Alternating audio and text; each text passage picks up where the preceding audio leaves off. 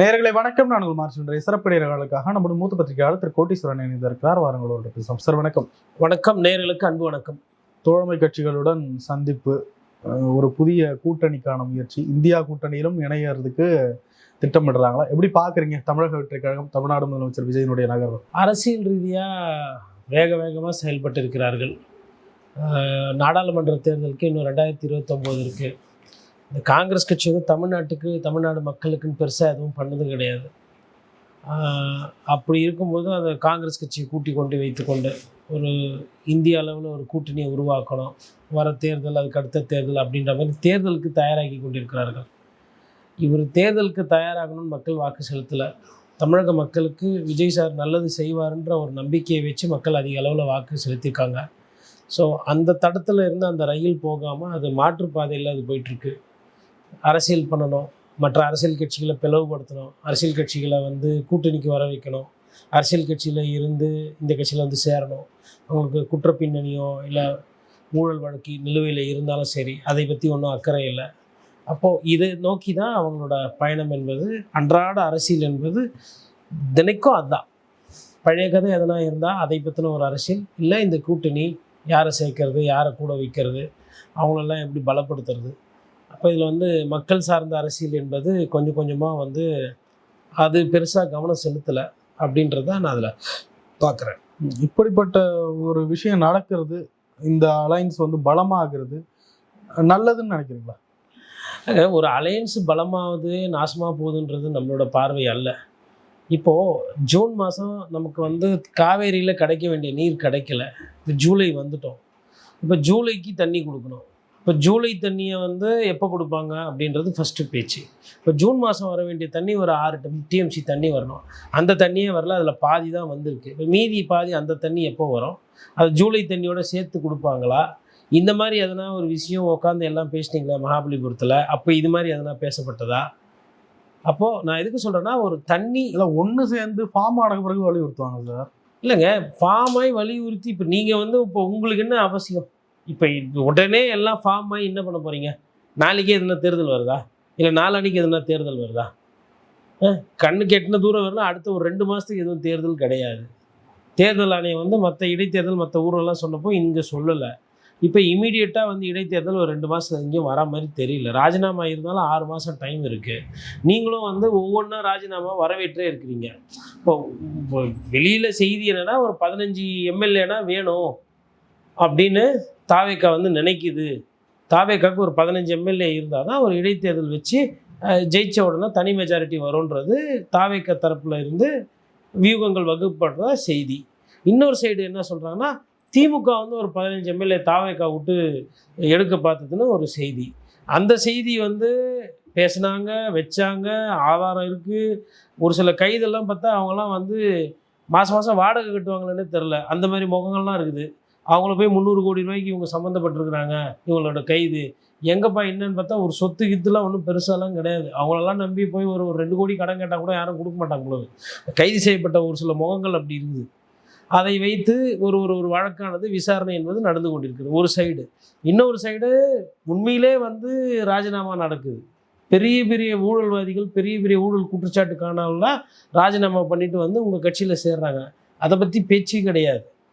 ஆனால் இது நடந்துக்கிட்டு இருக்கிற இதே நேரத்தில் வந்து கூட்டணி என்பது, அதாவது சிபிஐ சிபிஎம், அதுக்கப்புறம் அவங்க 2 பேரும் கலந்துக்கல. அதை தாண்டி விசிகா, MDMK, காங்கிரஸ், ஐயா தாவேக்கா தலைவர் விஜய் அவர்கள் உட்காந்து பேசுகிறீங்க.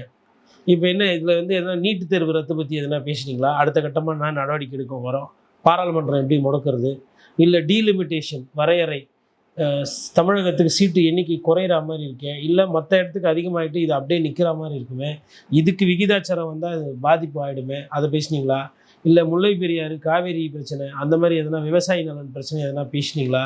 இல்லை இப்போது போரெல்லாம் நின்று ஓரளவுக்கு கப்பல் போக்குவரத்து சரியாக இருக்குது, மத்திய அமைச்சர் வந்து விலையை கம்மி பண்ண மாட்டேன்றாரு, அடம் பிடிக்கிறாரு. பூரி என்ன சொல்கிறாருன்னா, சர்வதேச கச்சா எண்ணெய் மார்க்கெட்டு சரியானால் தான் நான் குறைப்பேன்றாரு. இப்போ விலை கம்மியாக இருக்குன்றாங்க. இப்போ நீங்கள் வாங்குறீங்க, அதுவும் பல்காக வாங்க போகிறீங்க. ஈரான் பிரச்சனை ஒரு சைடு முடிஞ்சது, அங்கே வேறு உங்களுக்கு வந்து உக்ரைன் போருக்கு பதிலாக வந்து ரஷ்யாவும் வந்து என்ன தரான்ற மாதிரிலாம் பேச்சுவார்த்தையெல்லாம் வருது. அப்போ சமிக்கைகள் நல்லா இருக்குது. புரிகிற மாதிரி சொல்கிறேனே, கேஸ் புக் பண்ணால் 3-4 நாளில் வந்துடுது. கேஸ் புக் பண்ணால் 3-4 நாளில் வந்துடுது. இப்போ ஒரு 2-3 மாதமாக வந்து ஜனங்க ரொம்ப கஷ்டப்பட்டாங்க. அதுவும் ஹோட்டல் நடத்துகிறவங்களாம் ஒரு 5-6 மாதம் படாத பாடுபட்டு இப்போ தான் நிம்மதி விட்றாங்க மூச்சு. அதாவது லாபம் சம்பாதிக்கல, அட்லீஸ்ட் நிம்மதியாக. ஆட்டோ ஓட்டுறவங்க போனீங்கன்னா இப்போ பார்த்தீங்கன்னா ஒரு 5 நிமிஷம் ஒரு 4 நிமிஷத்தில் ஆட்டோக்கு கேஸை போட்டு வந்துடுறாங்க. நான் எதுக்கு சொல்கிறேன்னா, அந்த சைடில் யதார்த்த நிலை வருதுல்ல, அப்போது அதனுடைய பலனை வந்து யார் அனுபவிக்கணும்? மக்கள் தானே பாதிப்பு கஷ்டப்பட்டாங்க. இது மாதிரி எதனா நீங்கள் பேசுனீங்களா? எல்லாம் உட்காந்து என்ன பேசுனீங்க நீங்கள்? உங்கள் கட்சிகளை எப்படி பலப்படுத்துறது? எனக்கு எவ்வளோ மேயரு, எனக்கு எவ்வளோ எம்எல்ஏ, எனக்கு இடைத்தேர்தல் என்ன ஆகும், நான் திமுக எப்படி புழகிறது, அதிமுக எப்படி அழிக்கிறது, இதெல்லாம் பேசியிருக்கிறீங்க. இதில் மக்கள் நலன் எங்கே இருக்குது? அதனால தான், ஏன்னா ஒரு சைடு வந்து பொழுதுக்கும் வந்து அரசியல் பேசிக்கொண்டு அரசியல் காழ்ப்புணர்ச்சியில் அவங்க தாக்குறது, இவங்க தாக்குறது, இதே போயிட்டு இருக்குது. இப்போ மக்கள் நலனை, மக்களுக்கு என்ன செய்தி, மக்களுக்கு என்ன நன்மை நீங்கள் பண்ண போகிறீங்க? 2 மாதம் ஆகிப்போச்சு கிட்டத்தட்ட. எங்கே ஒரு திட்டம் இல்லை, ஒரு தொலைநோக்கு பார்வை, ஒரு விஷயம் எதனா சொல்லிக்கிற மாதிரி ஒரு மாற்றத்துக்கு உண்டான அறிகுறி? ஒரே ஒரு விஷயம், ஊழல் வந்து இப்போ பயந்து லஞ்சம் வந்து பயந்து அதிகாரி வாங்குறாங்க அப்படின்ற ஒரு நற்செய்தி வந்து வருது.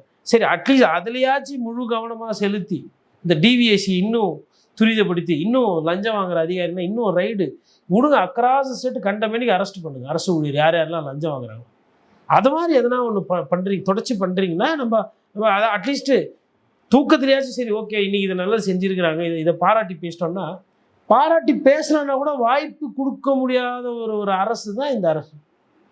உண்மையிலே இப்போ உள்ளபடியே இப்போ என் கேஸ் எடுத்துக்கோங்க.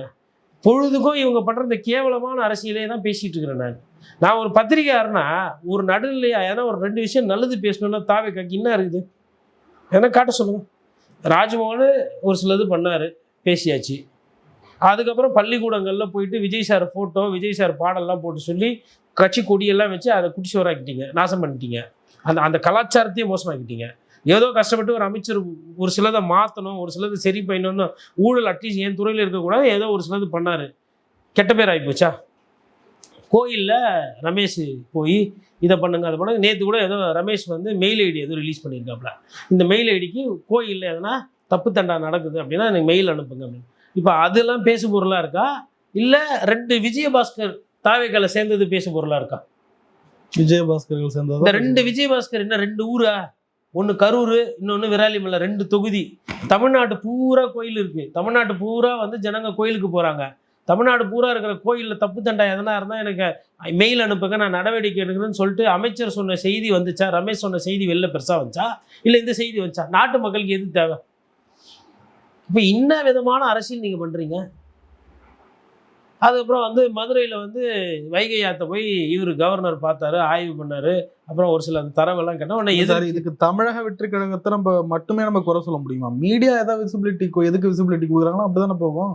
மீடியா வந்து ஆமாம் என்ன பண்ணுறது, தமிழக வெற்றி கழகம் கதவுக்கு 6 மணி நேரம் பப்ளிசிட்டி லைவ் கொடுத்த ஊர் தான் இது. விஜய் சார் காரில் போகிறாருன்னா அரை நாள் ஓட்டின ஊர் தான் இது. அதுக்கு என்ன பண்ண முடியும்? அப்ப விஜயும் இந்த டிவிகே கட்சியும் மட்டுமே சொல்லிட முடியாதுல்ல குறை. ஏங்க மொத்தமா கட்சி பாலிடிக்ஸா ஒரு பார்ட் டைமா பண்ணிட்டு இருக்காங்க. மொத்தமா ஒரு மட்டமான அரசியல் சூழ்நிலை நிலவுதுன்னு நான் சொல்ல வரேன். மொத்தமா ஒரு அரசியல் மட்டமா போகுது. இப்போ நான் என்ன கேட்குறேன், இப்போ நீங்கள்லாம் கூடி இப்போ உட்காந்து பேசி மகாபலிபுரத்தில் என்ன அப்படியே மாறிடுச்சு. இப்போ வைகோ வந்து இப்படி கருப்பு துண்டை போட்டு பேசிட்டு அந்த கூட்டத்தில் உட்காந்து என்ன மாறிடுச்சு இப்போ தமிழ்நாட்டு அரசியலில்? என்ன இப்போ நீங்கள் பண்ண அரசியலில் ஒரே ஒன்று தான் கண்டுபிடிப்பு. ஒரு எம்எல்ஏக்கு 30 கோடியிலேருந்து 50 கோடி பேரன்றது தெரிய வந்திருக்குது, அவ்வளோதானே? சரி, உங்கள் எம்எல்ஏக்கு அவ்வளோ வேலை, அதிமுக எம்எல்ஏக்கெல்லாம் விலையே இல்லையா? அவங்களாம் நான் அண்ணாடா காசியா? அவங்களாம் இத்து போனவங்களா? ஒன்றுமே கிடையாதா? இப்போ இன்னைக்கு காலைல ஒன்று பார்த்தேன், நாம் தமிழ் கட்சியில் ஒரு ட்விட்டர் ஹேண்டில், ஒருத்தர் வண்டியில் போகிற மாதிரி பழைய இரும்பு பாத்திரம், பித்தளை, பேரிச்சம், அலுமினியம், தகர டப்பாலாம் இங்கே வாங்கப்படும் சொல்லிட்டு ஏதோ தாவேக்கால இருக்கிறவங்க விஜய் சார் வச்சுக்கிட்டு வண்டி ஓட்டுன்னு போகிற மாதிரி ஒரு விளம்பரம் போடுறாங்க, ஒரு ட்விட்டர் ஹேண்டில் போடுறாங்க. இப்போ பார்க்கும்போது உங்களுக்கே இதெல்லாம் கொஞ்சம் இதாக இல்லை, எனக்கு பார்க்கும்போது ஒரு சங்கடமாக இருக்குது. ஒரு முதலமைச்சர் 1000 இருந்தாலும் இல்லையா, முதலமைச்சர் ஏதோ இரும்பு கடை காயலாங்கடையில் இந்த ஈயம் பித்தளை போடலையோ அது மாதிரி இப்படியெல்லாம் வருது. அப்புறம் இன்னொரு காணொலி பார்க்குறேன், வாஷிங் பவுடர் நிர்மா பூரா எல்லா இது அந்த அந்த விளம்பரம் வாஷிங் பவுடர் விளம்பரம் போட்டு ஐயா விஜயபாஸ்கர் விஜயெல்லாம் தலையில் எது துண்டு போட்டுன்னு அப்படியே உள்ளே போய் குதிக்கிறாங்க மிஷினுக்குள்ளே குஷ்டு வெளில வரும்போது தாவேக ட்ரெஸ் போட்டுன்னு வெளில வராங்கலாம். அந்த கரகரெல்லாம் போயிடுச்சு. இதெல்லாம் யோசிச்சு பாருங்க. இந்த அரசியல் இந்த மாதிரி மீம்ஸ் வர்றதுக்கு, இந்த மாதிரி விளம்பரமோ இந்த மாதிரி கிண்டல் கீழ்விட்டு வர்றதுக்கு யாரு காரணம்? இந்த மாதிரி நையாண்டி வர்றதுக்கு இதுவா எதிர்பார்க்குறாங்க ஜனங்க? இபிஎஸ் கூட தான் காரணம் அப்படின்னு சொல்லலாம். இபிஎஸ் எதுக்கு காரணம்? அவருக்கு கட்சியை ஹேண்டில் பண்ணணும்னு சொல்லிட்டு இன்னைக்கு கூட வைகை செல்வன் வெளியேறாரு. வெளியேறவங்க அங்க போறாங்க. இல்லை, வைகை செல்வன் நம்ம பெரிய அப்படியே போர்வால் அறுத்து தள்ளிடுவார் அவரு. இன்னும் வைகை செல்வன் என்ன பெரிய போராட்டம் சிறை நிரப்பெல்லாம் பண்ணாரு. ஏங்க இபிஎஸ் வந்து இன்னைக்கு தேதியில் இபிஎஸ்ஸை குறை சொல்கிறவங்க, நான் சொல்கிறேன், நீங்களாம் வந்து நல்ல அரசியல்வாதியாக இருந்தால் அவர் ஊழல் பண்ணிகிட்டு இருந்தார்ல, ஊழல் குற்றச்சாட்டு ஆளாச்சுல, அன்னைக்கு பேசியிருக்கணும். 4 வருஷம் பொத்தனாப்புல அமைதியாக இருந்துட்டு எங்கள் எடப்பாடியார் சொல்லி பேசிட்டு இன்னைக்கு ஒரு கட்சி தோத்த உடனே சரி இபிஎஸ் சரியில்லை, அமைதியாக இருந்தால் என்ன? இபிஎஸ் சரியில்லை, நீங்கள் ஒரு முன்னாள் அமைச்சர் தானே, நீங்கள் நல்ல அரசியல் பண்ண வேண்டியதானே, நீங்கள் எதுக்கு விட்டு ஓடுறீங்க? சும்மா இபிஎஸ் சரியில்லை. இது வந்து அதாவது ஒரு 4 பொய் வச்சிருக்கிறாங்க, அதையே திருப்பி வெக்கம் இல்லாமல் பேசுறது. இபிஎஸ் சரியில்லை, இபிஎஸ் சரியில்லை, இபிஎஸ் சரியில்லை. இப்போ தான் தெரியுமா? எத்தனை பேர் ஏன் இப்போ இவர் செங்கோட்டையன் போனப்போ எல்லாம் வந்து ஒரு 3-4 பேர் தானே பண்ணீங்க. அன்றைக்கி வைகை செல்வன் கேட்க வேண்டியதானே, ஆனால் இது இங்கேலன்னா அங்கே போய் முடியும்னா வேறு மாதிரி பிரச்சனை வரும்னு. அப்போது என்ன நினச்சிங்க எல்லாம்? ஒருவேளை இவர் திருப்பி முதலமைச்சராக வந்துட்டா நம்ம எதுக்கு பகைச்சிக்கணும் அப்படின்னு சொல்லிட்டு மௌனமாக அமைதியாக இருந்து அதிகாரத்தில் எதனா பார்த்து செய்வாங்க அப்படின்னு அதெல்லாம் ஆசைப்பட்டு இருந்தீங்க. இன்றைக்கி அதிகாரம் அவருக்கு கைக்கு வராது, அவர் ஆட்சியில் இல்லை, முதலமைச்சர் ஆகிற வாய்ப்பு இபிஎஸ்க்கு அடுத்த 5 வருஷம் இல்லை அப்படின்னு தெரிஞ்சு போன பிறகு, அங்கே 10 காசு வருமானம் வராதுன்னு தெரிஞ்சவொடனே ஆளுக்கு முதுகில் குத்துறீங்க. இதுதானே நடக்குது. இதுக்கு ஏதோ வேறு ஏதோ பேரெல்லாம் வச்சுக்கிட்டு கட்சி போகிற போக்கு சரியில்லை, இல்லை கட்சி தானே போகிற போக்கு சரியில்லை, எல்லாருக்கும் தொழில் இருக்குதுல்ல சொந்தமாக, தொழிலை பார்த்துட்டு கட்சியில் அமைதியாக இருங்க கொஞ்ச நாளைக்கு. இப்போ உங்களுக்குலாம் என்ன தொழில் நான் கேட்குறேன். இப்போ கம்யூனிஸ்ட் கட்சியில் இருக்கிறாங்க, அவங்களுக்கு அரசியல் ஃபுல் டைமு, அதுக்கு ஊழியம் வருது, உண்டி கொடுக்குறாங்க, மாதம் சம்பளம் கொடுப்பாங்க. உங்களுக்கு அந்த மாதிரி இல்லை. உங்களுக்கெல்லாம் சொந்தமாக தொழில் இருக்கும்ல, இந்த தொழில் பாருங்கள். ஒரு 6 மாதத்துக்கு 1 வருஷத்துக்கு நாட்டில் அக்கிரமம் நடக்குது, அநியாயம் நடக்குது, அதை கேட்கறதுக்கு துப்பு இல்லை, வக்கு இல்லை, வாய் இல்லை, வழி இல்லை. இபிஎஸ்சி சரியில்லையா? இதுதான் இப்போ பிரச்சனை இல்லை தமிழ்நாட்டில். இபிஎஸ்சி எத்தனாவது முக்கிய தலைவர் இன்னைக்கு தமிழக அரசியலில்? 3வது தானே. 3வது சரியில்லைன்னு 300 பேர் டெய்லி 300 பேர் போய் சேர்ந்து நிற்பீங்களா தாவேக்கால? என்ன விதமான வாதம் இது? வருமானம் இருக்காது, வாய்ப்பு இல்லை, அதனால் எங்கே 10 ரூபா வருமோ அங்கே போகிறீங்க சொல்லிட்டு போங்களேன். ஆனால் அதிமுக சரியில்லை, அதிமுக அழிஞ்சு போச்சு, இபிஎஸ் சரியில்லை, இபிஎஸ் நட்டாத்தில் விட்டா இபிஎஸ் ஒண்டி தான் காரணமா? நீங்களாம் யாருமே ஊழலே பண்ணலையா? இபிஎஸும் காரணம் அப்படின்னாலும் பரவாயில்ல, இபிஎஸ் தான் காரணம்னா நீங்களாம் யார்? அப்போ ஏன் டிடிவி தினகரன் நம்ம வெளில அமைச்சப்போ எல்லாம் கம்பெனி தானே இருந்தீங்க, எல்லாம் கூட தானே கையெழுத்து போட்டீங்க. செயற்குழு பொதுக்குழு குரூப்பில் அப்போ பாட்டிலெல்லாம் அடிச்சிங்கல்ல ஓபிஎஸ் மேலே. அப்போல்லாம் நல்லா இருந்ததா?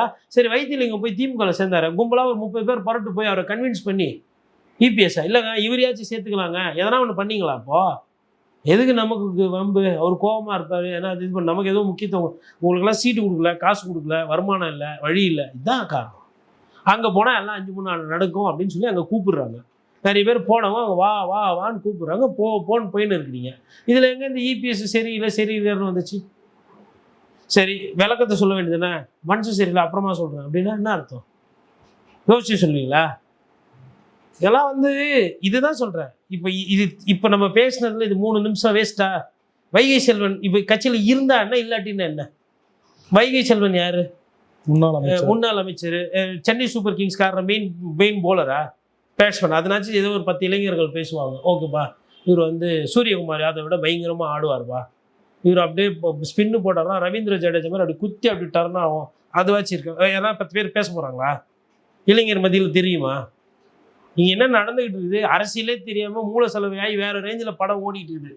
நீங்கள் என்னன்னா நான் போகிறேன், இவர் போகிறாரு, அவர் போங்க. இல்லை, ஒரு மிகப்பெரிய கட்சி ஒரு அழிவை நோக்கி போகுது, அதனால என்ன இல்லை ஒரு கவலைப்பட வேண்டிய சூழ்நிலையில் நீங்களும் இல்லையா? எதுக்கு? அவங்களுக்கே கவலை இல்லை, மக்களுக்கு கவலை இல்லை. அதிமுக இப்படி போகுதுன்னு சொல்லிட்டு மக்கள் கவலைப்படல, அதிமுக இப்படி போகுதுன்னு அதிமுக தலைவர்கள் கவலைப்படல, அதிமுக இப்படி போகுதுன்னு முன்னாள் அமைச்சர்கள் நல்லா வசதியாக மாண்புமிகுன்னு இருந்தவங்க கவலைப்படல. இப்போ நீங்களும் நானும் பத்திரிகையாளர்கள் கவலைப்பட்டு என்ன ஆகுது? நான் ஒரே ஒரு கேள்வி தான் கேட்குறேன். இபிஎஸ் ஒண்டி தான் இதெல்லாம் காரணமா? நீங்களாம் இல்லையா? இப்போ விஜயபாஸ்கர் அங்கே போய் சேர்ந்துட்டு என்ன பண்ண போறாரு? இதே அங்கே இருக்கக்கூடிய பர்வேஸ் அவர்களுக்கும் அமைச்சராக இருக்காருங்க, அவங்களுக்கும் இவங்களும் எவ்வளோ பஞ்சாயத்து ஆயிருக்கு தெரியுமா? எவ்வளோ நேரத்தில் வந்து இவர் அங்கே இருக்கிற மற்ற கட்சிக்காரர்கள்லாம் அமைக்கியிருக்காரு தெரியுமா? தாவேக்கால இருக்கிறவங்களை தலை தூக்க விடாமல் பண்ணுறது, திமுகவில் இருக்கிறவங்களை மட்டப்படுத்துறது, அதிமுகவில் இருக்கிறவங்களை இன்னும் மட்டப்படுத்துறது, எவ்வளோ பண்ணியிருப்பார் விஜயபாஸ்கர். குட்கா கேஸ் இப்படி ஒரு அதாவதுங்க, தாவேக்கான்ற ஒரு கட்சியில் வரவங்களை சேர்த்துக்கிற ஒரே காரணத்தினால இவங்கெல்லாம் போகிறாங்க. இந்த கதவு அடைக்கப்பட்டு விட்டால் இவங்க போக மாட்டாங்க. இபிஎஸ்க்கு என்ன, சரி யார் யாரெல்லாம் போகிறீங்களோ போங்க. இப்போ என்ன இபிஎஸ் பேசினாலும் எடுபடாது. எடப்பாடி பழனிசாமி இப்போ என்ன பேசினாலும் எடுபடாது. ஸ்டாலின் இப்போ என்ன பேசினாலும் எடுபடாது. ஜாட்டியே எடுத்து சொக்காயை கட்டிட்டு கோயில் முன்னாடி நின்று 2 பேரும் அடிச்சிக்கினாலும் ஓரமாக போய் அடிங்க, விஜய் அண்ணா கோயிலுக்கு வராருன்னு. இல்லைங்க, இவர் பண்ணுற அக்கிரம் தாளாமல் தான் நாங்கள் ஜாட்டியை தச்சுக்கிறோம். இல்லை, மைண்ட் செட் அப்படி செட் ஆகி போயிருக்குது. இது ஒரு 2 வருஷம் 3 வருஷம் ஆனாதான் இவர் என்ன ஆட்சி பண்ணுறாரு, இந்த ஆட்சியினுடைய லட்சணம் என்னன்னு தெரிஞ்சதுக்கப்புறம் தான் மக்கள் வந்து ஒரு புரிதலுக்கோ இல்லை அந்த சாந்தத்துக்கோ வருவாங்க. அதுவும் இளைஞர்கள் சுத்தமாக சிந்திக்கிற தன்மையிலே கிடையாது. அவங்களுக்கு வந்து என்ன நடக்குது ஏதுன்றது எதுவுமே ஐடியாவே கிடையாது. அவங்கள பொறுத்தவரை இன்ஸ்டாவில் ரீல்ஸ் பார்த்துட்டு தள்ளிட்டு போயிட்டே இருக்க வேண்டியதுதான். இப்போ வைகை செல்வன் ஒதுங்கினது தான் பெரிய செய்தி. இப்போ ஏன்னா வைகை செல்வன் விலகிட்டதுனால ஒரு 100-150 பீப்பா எண்ணெய் சுமந்துக்கிற கப்பல் வந்து அப்படியே திறந்து விட்டாங்க. சர்வதேச அளவில் கச்சா எண்ணெய் விலை கம்மியாயிடுச்சு, தங்க விலை குறைஞ்சிச்சு, வெள்ளி விலை ஏறிச்சு, வங்கியெல்லாம் வந்து வட்டியை குறைச்சிட்டாங்க. எவ்வளோ பிரச்சனை இருக்குது நாட்டில். பொழுதுக்கும் இதே தான் பேச்சு. அதிமுக அவர் கூட்டாரு, அதிமுக மொத்தமாக அதிமுக போயிடுச்சுன்னு எழுதிடுங்கன்றான் நான். அதிமுகவுக்கு பதிலாக தாவே அதிமுகன்னு வச்சுக்கோங்க, இல்லை தாவேக்கான்னு வச்சுக்கோங்க, பேரை தாவேக்கான்னு வச்சுக்கோங்க, ஏதோ ஒன்று வச்சுக்கோங்க. ஒன்று இப்படிக்கா ஆற்றுங்க, இல்லை அப்படிக்கா போட்டு அப்படிக்கா ஆற்றுங்க, ஆற்றிட்டு போங்க. இன்ஸ்டால்மெண்ட்டில் போய் சேர்ந்து நிற்கிறீங்க, கொஞ்சம் கொஞ்சமாக சேருதுன்னு முடிவு பண்ணிச்சு, மொத்தமாக போங்க, அடுத்த வேலையாச்சும் பார்ப்பாங்கல்ல. பொழுதுக்கும் இது அதாவது இந்த ரெட்டலைன்ற அந்த சின்னம் இருக்குல்ல, அதுக்கு வாய் இருந்தால் இவங்களெல்லாம் அந்த கேள்வி கேட்கும். பதவி அனுபவிச்சுட்டு எம்எல்ஏ ஆகிட்டு, செல்வந்தர்கள் ஆகிட்டு, கோடீஸ்வரர்கள் ஆகிட்டு, இன்னைக்கு ஒருத்தரை பலனை அனுபவிச்சுட்டு அதுக்கு காரணம் சொல்லி விட்டு ஓடுறது இருக்குல்ல, இதெல்லாம் வந்து மாத சம்பளத்துக்கு வேலை போனவங்க கிடையாது. இவங்கெல்லாம் பெரிய அளவில் கோடிக்கணக்கில் சம்பாரிச்சவங்க. ₹1 ₹2 கிடையாது. யாரும் ஏழைப்பாழெல்லாம் கிடையாது. ஏழைப்பாழை எத்தனை பேர் சேர்த்துக்கிறாங்க, சேர்த்து முக்கியத்துவம் கொடுக்குறாங்க எந்த கட்சியில் காட்டுங்க பார்க்கலாம். அதனால் பசை உள்ளவர்கள் பசையை தேடி போய் ஒட்டிக்கிறாங்க. இது ஒரு அப்படியே அட்டைப்பூச்சி எப்படி வந்து ஈரத்தை நோக்கி போய் ஒட்டுமோ, ஒட்டிக்கிட்டு அது வலுப்பெறுமோ, அந்த ப்ராசஸ் நடந்துக்கிட்டு இருக்குது. இதில் தலைமை சரியில்லை, அது சரியில்லை, இது சரியில்லை, எதுதான் எல்லாம் சரியாக இருக்குதா? கரூரில் 42 பேர் இறந்தப்ப அப்போ எல்லாம் சரியாக இருந்ததா? இன்றைக்கி அமைச்சர் ராதவர்ஜுன சொல்கிறாரு, என்ன சொல்கிறாரு? காவல்துறையை வைத்து கொலை செய்தீர்கள். நான் கேட்குறேன், காவல்துறையில் ட்ரெஸ்ஸு போட்டிருக்கீங்களே நிறைய பேர், உங்களுக்கெல்லாம் வந்து இதே ஒரு பத்திரிக்கையாளர்களெல்லாம் கொலைகாரன்னு சொல்லியிருந்தா, காவல்துறை சொல்லியிருந்தா அவங்களெல்லாம் கோவம் வரும்ல அப்படியே. அமைச்சரே சொல்கிறாரு, இன்னைக்கு நீங்கள் தான் கொலை பண்ணிட்டீங்களா, திமுகவோட சேர்ந்து காவல்துறை என்ன பண்ணிச்சா, கரூரில் கொலை பண்ணிச்சான். அதான் சொல்கிறாரு அவர் ஒரு அமைச்சர் என்பதே மறந்து விட்டு எதையோ பேசுகிறோன்னு சொல்லிட்டு பேசுகிறார். இப்போ நம்ம எதனா சொன்னோன்னா தவறாக புரிஞ்சுக்கிட்டாங்க. என்ன சொல்லுவாங்க? தவறாக புரிஞ்சுக்கிட்டாங்க. வைகோ பேசினார், தவறாக ஊடகம் புரிஞ்சுக்கிச்சு. அமைச்சர் கை கால் அமுக்கி விடுவார் ஒரு குழந்தையோட அனுமதி இல்லாமல். தவறாக நீங்கள் புரிஞ்சுக்கிட்டீங்க. அதுக்கப்புறமா வந்து ஒரு மாத்திரையை வந்து வச்சு போட்டு அமைக்கிட்டு இருப்பார் ஒருத்தர். அந்த மாத்திரையை வந்து நான் குழந்தைக்காக பயன்படுத்த, நீங்கள் தவறாக புரிஞ்சுக்கிட்டீங்க. சாதி அடிப்படையில் ஒரு ஐடி கார்டை போட்டு நாங்கள் கொடுப்போம்னு ஒரு அமைச்சர் சொல்லுவார். பத்திரிகை அதை தவறாக புரிஞ்சுக்கிச்சு, மக்கள் அதை தவறாக புரிஞ்சுக்கிச்சு. எவ்வளோ விஷயம் தவறாக புரிஞ்சுக்கிறது, எத்தனை நாளைக்கு தவறாக புரிஞ்சுக்கிறது. குதிரை பேர் அரசியல். இந்த சைடு நடந்தால் அன்பால் எல்லாம் வந்து தாவேக்கா செய்கிறாங்க, அந்த சைடு நடந்தால் குதிரை பேரம். இதே திமுகவோ அதிமுகவோ பண்ணுச்சுன்னா அது குதிரை பேரம், அது தாவேக்கா பண்ணுச்சுன்னா அன்பால் பண்ணுது. இதை கேள்வி கேட்டால் நீங்கள் தவறாக புரிஞ்சுக்கிட்டு இருக்கீங்க. தானே போகுது. அதனால் இது வந்து இதெல்லாம் குறைச்சிட்டு மக்களுக்கு எப்போ கரண்ட்டு மின்சார தடை பிரச்சனை இல்லாமல் கிடைக்கும், குடிக்கிற தண்ணி எப்போ சீராக கிடைக்கும், அதை தான் பார்க்கணும். இப்போ படித்த உடனே வேலை வாய்ப்பு கிடைக்குதா, பெண்களுக்கு பாதுகாப்பு இருக்கா, சட்டம் ஒழுங்கு கரெக்டாக இருக்கா, லஞ்ச லாவணி குறைஞ்சிருக்கா, அதை பார்க்கணும். பொழுதுக்கும் திருப்பி திருப்பி இந்த இந்த ஆட்சி 5 வருஷம் இருக்க போகுது. பயம் அப்படியே பதட்டம், பதறி பதறி. அது ராகுல் காந்தியோட மனநிலை. அது பயந்து பயந்து பயந்து பயந்து இருப்பார் அவர். என்னைக்குன்னா ஒரு நாள் கான்ஃபிடென்ட்டாக ராகுல் காந்தி ஒரு எலெக்ஷனை அப்ரோச் பண்ணி பார்த்துருக்கீங்களா? அவர் ஒரு விஷயத்தில் தலையிட்டாருனாலுமே அது இப்படி தான் போகும். தமிழ்நாடு அரசியலில் ராகுல் காந்தி கம்யூனிஸ்ட் தலைவர் பேபியோட தலையிட்டதுனால இந்த ஆட்சி இப்படி வந்துச்சு. இவர் தலையிடாமல் இருந்திருந்தாருன்னா தாவேகாவும் அதிமுகவும் கூட்டணி போயிருப்பாங்க. வேற வழி கிடையாது. ஒன்று 2 சேரணும், இல்லை 2 3 சேரணும், இல்லை 1 3 சேரணும். அப்படி சேர்ந்தாதான் இங்கே ஆட்சியை பிடிக்க முடியும். அப்படி வந்துச்சு நம்பர். Fragmented verdict. யாருக்கும் தனி பெரும்பான்மை கிடைக்கவில்லை. ராகுல் காந்தி குறுக்கில் போகுது, என் 5 வேஸ்ட்டாக போயிட போகுதுன்னு சொல்லிட்டு என்ன பண்ணுறாரு, அந்த மாங்காய் எடுத்துன்னு வந்து தேங்காய் கூடயும் கொய்யா கூடயும் சேர்த்து விட்டாரு. இப்போ அது தேங்காயின்னு சொல்ல முடியாது, அதை மாங்காய் கூடனும் சொல்ல முடியாது, அதை கொய்யா கூடனும் சொல்ல முடியாது. எது ஃபஸ்ட்டுனா ஒரு 2 பழம். ஒன்று தாவேகா கூட, இன்னொன்று அதிமுக கூட. 2 130 140 போயிருக்கோம். இந்த பிரச்சனைலாம் இல்லை, அது மாட்டுன்னு போயிருக்கோம். அது இன்னொன்று இபிஎஸ்க்கு அவர் சொல்கிறாங்க, அவர் எனக்கு அது வேணும் இது வேணும்னு கேட்டவொன்னே சாதாரணமாக விஜய் சார் ஒத்துக்க மாட்டார். அவர்கிட்டே போய் அது வேணும் இது வேணும்னா ஒத்துக்கிறவரா அவர்? மொத்தமாக போச்சு. இது நடந்துக்கிறதுக்கு முன்னாடியே என்ன பண்ணிட்டாங்க, காங்கிரஸ் வந்து நான் 5 தரேன், நான் அவங்கக்கிட்ட பேசுகிறேன், நான் இவங்ககிட்ட பேசுகிறேன், ஒரு விஷயத்தை பண்ணி கொடுத்தாரு. ஒழுங்காக நிறச்சாரா? அது இப்படி இருக்கு. அதை இப்போ சரி செய்யறதுக்காக இந்த வேலையெல்லாம் நடந்துட்டு இதுலேயே கிட்டத்தட்ட ஒரு 1.5 வருஷம் போயிடும். ஸோ சப்ஜெக்ட் என்னன்னு தெரிஞ்சுக்கிறதுக்கு ஒரு 1.5 வருஷம், அரசியல் பண்ணுறதுக்கு ஒரு 1.5 வருஷம். ஸோ ஃபஸ்ட்டு 1.5 2 வருஷம், அப்புறம் கஜானா இம்ப்ரூவ் ஆகணும். ஸோ ஒரு 2 வருஷம் ஒன்றுமே இல்லாமல் போகும் போலுது. நான் அதை பார்த்துக்கிட்டு இருக்கேன். இதில் வைகை செல்வன் அதிமுகவில் இருந்தானா, தாவேகாவில் இருந்தாண்ணா, இல்லை திமுக போனாண்ணா? உங்களுக்கு பிரச்சனையே பாருங்க. இப்போ இந்த சம்மருக்கு கரண்ட் பிரச்சனை சரியாகலை, இந்த சம்மருக்கு சரியாகாது, இந்த மழைக்கும் சரியாகாது. மழை டைம்லேயும் வோல்டேஜ் ஃப்ளக்சுவேஷன் வரும், கரண்ட்டு போகும், ஆள் இல்லை, பற்றாக்குறை. அப்போ மழையும் போச்சு. சரி, இந்த மழைக்கு இந்த இதுக்கு சரி பண்ணால் தான் அடுத்த சம்மருக்கு மார்ச் ஏப்ரல் மேக்கும், அதுக்கப்புறம் அக்டோபர் நவம்பர் டிசம்பருக்கும் சரியாக முடியும். இந்த வருஷம் நீங்கள் சரி பண்ணனா அடுத்த வருஷமும் அவுட்டு, அடுத்த வருஷமும் மின் பற்றாக்குறை இருக்கும். அடுத்த டிசம்பர்லேயே உங்களுக்கு மழை பிரச்சனை இருக்குது. தண்ணி இல்லை, காவேரியில் மேகதாதுல குடிக்கிற தண்ணி ஒரு சில இடத்துல கம்மியாக வருது. எங்களுக்கு வந்து இந்த கடல் நீர் சுத்திகரிப்பு தண்ணி வேண்டாம், எங்களுக்கு நிலத்தடி நீர் கொடுங்கன்னு சொல்லி ஒரு சைடு கேட்குறாங்க. ஈசிஆரில் உத்தண்டி சைடெல்லாம். இதெல்லாம் பார்க்குறதா? இல்லை உட்காந்து விஜயபாஸ்கர் போயிட்டாரு, எம்ஆர் போயிட்டாரு, கரூருக்கு ஆதவ் போகிறாரு, இதை பார்க்குறதா? சரி, இப்போ கரூருக்கு ஆதவ் அர்ஜுனா போகிறாரு, விஜய் சார் போகிறாரு, என்ன ஆகிட போகுது கரூருக்கு? அரசியல் தானே பேச போகிறீங்க. கரூருக்கு எதனா திட்டம் எதனா அறிவிச்சிங்க? 2 மாதம் ஆகும் போகுது, போகவே இல்லை. இப்போ இடைத்தேர்தல் அங்கே வரணும், அதனால் போய் ஒரு அட்டண்டன்ஸை போட்டு அதுக்கப்புறம் தேர்தல் ஓட்டுக்கு போக போகிறீங்க, அவ்வளோதானே?